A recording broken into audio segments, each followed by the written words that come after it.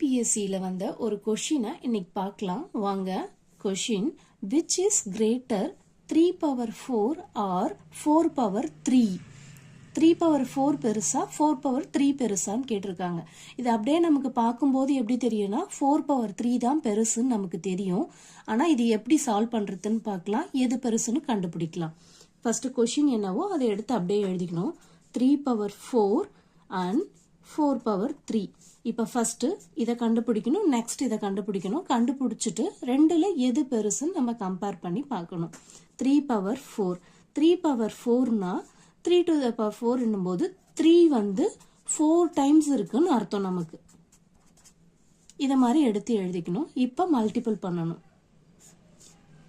3 3s are 9. Again 3 3s are 9. 9 9s are 81. 3 to the power 4க்கான answer பார்த்தீங்கன்னா 81. Next 4 to the power 3 பார்க்கலாம். 4 into 4 into 4, 3 times 4. Next 4 4s are 16 into 4. அடுத்தது பார்த்தீங்கன்னா 16 4s are 64. 4 to the power 3 ஓட answer பார்த்தீங்கன்னா 64.